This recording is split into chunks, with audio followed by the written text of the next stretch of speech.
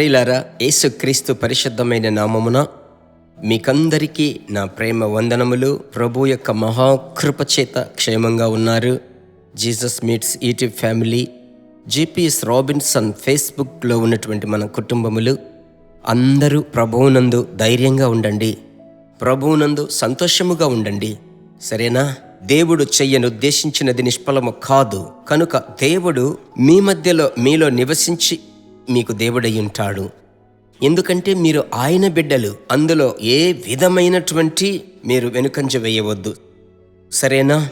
ఈరోజు ప్రభు ఏం మాట్లాడబోతున్నాడంటే రోమా 8:13 రోమా పత్రిక 8వ అధ్యాయము 3వ వచనం. ఆ వచనం ఏమని చెప్తుందంటే, ప్రభు బిడ్డలారా, మీరు శరీరానుసారముగా ప్రవర్తించిన ఎడల చావవలసిన వారయ్యుందురు గాని ఆత్మచేత శారీర క్రియలను చంపిన ఎడల జీవించెదరు. ప్రభు బిడ్డలారా, మనము ఈ భూమి మీద ఫలించేదే దేవుని యొక్క చిత్తం. ఎలాగంటే ప్రయాసం అనేది శరీరానుసారంగా, ఆత్మీయంగా ఇంకొక ఫలింపు.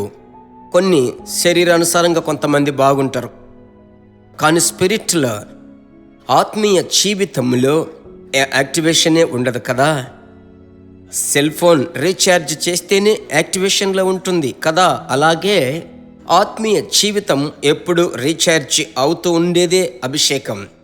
అలాగైతే పరిశుద్ధాత్ముడు ఈరోజు మనతో ఏం మాట్లాడుతున్నాడంటే, ఆత్మచేత శరీర క్రియలను చంపిన ఎడల, అది చాలా ముఖ్యం. శరీరం చెప్తుంది ఇంకా 2 గంటల సేపు నిద్రపోయా, ఆత్మ చెప్తుంది చాలు లెమ్ము, ఆమేన్, నీ దేవుని వైపు చూసి మొరపెట్టు. శరీరం చెప్తుంది డైలీ ప్రార్థన చేస్తున్నావు, ఈరోజు పర్వాలేదు. పరిశుద్ధాత్ముడు అంటాడు బైబిల్ చదువు. అవును, పరిశుద్ధాత్ముడు అంటాడు నీవు నిన్నటి దినం కొట్లాడి పడుకున్నావు, ఉదయం లేచిన వెంటనే వెళ్ళి చేతులు పట్టుకొని క్షమాపణ అడుగు. వెంటనే శరీరం చెప్తుంది, చూడు నువ్వు అలా చేశావనుకో, ఇంతకు ముందే నీ మీద బ్లాక్ లిస్టులో ఉన్నాడు, ఇంకా నిన్ను నేరస్తునిగా చేస్తాడు. ఇదే ప్రియులారా ఈరోజు దేవుని బిడ్డలు లేవకుండా అడ్డగించేటువంటి దుష్ట పోరాటం. అయితే ఈరోజు శరీర క్రియలను చంపేది మీ చేతిలో, నా చేతిలో లేదు, ఆత్మదేవుని చేతిలో ఉంది. అదే బ్రదర్, ఆత్మదేవుని అడుగుతున్నాను అనొద్దు. లేదు, ఆత్మలో నింపబడి ఆనందించండి. అన్య భాష వరమును అడగండి. ఆత్మలో నింపబడి ప్రార్థించాలి, బైబిల్ చదవాలి. తరువాత ఆత్మలో నింపబడాలి, బైబిల్ చదవాలి. ఇలాగూ ఒక అరగంట సేపు ఒక రోజుకు స్పెండ్, ఒక 3/4 గంట డెవలప్ చేసుకోండి. శారీర క్రియలు ఎలాగంటే, శరీర క్రియలకు మీరు బానిసలవ్వద్దు. ప్రభు యొక్క ఆత్మచేత మీరు నడిపింపబడాలి. అదే దేవుని యొక్క చిత్తం. ఈరోజు దేవుడు మాట్లాడే కార్యం ప్రార్థించుదాం. మంచి తండ్రి, మీ బిడ్డలు మీ స్వరమును వింటున్నారయ్యా. నేను నిష్ప్రయోజనమైన సేవకుడను.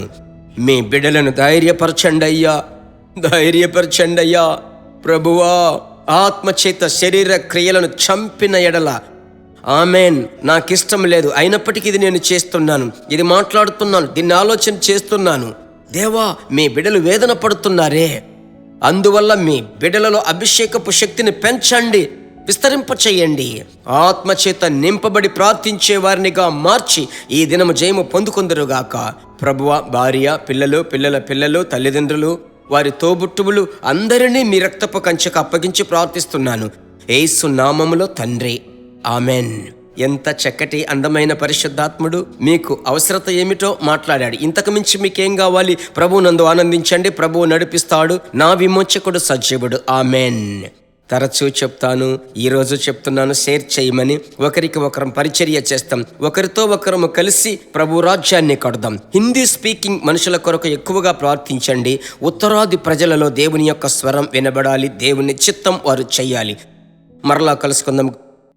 దేవుని బిడ్డలారా, ఈ వర్తమానము మీకు మిక్కిలి ఆశీర్వాదకరముగా ఉందని మేము నమ్ముచున్నాము. ఇంకనూ మా వర్తమానములను విని ప్రభువులు ఆశీర్వదింపబడుటకు జీసస్ మీట్స్ మినిస్ట్రీస్ అను మా యూట్యూబ్ ఛానల్ ను సబ్స్క్రైబ్ చేయండి.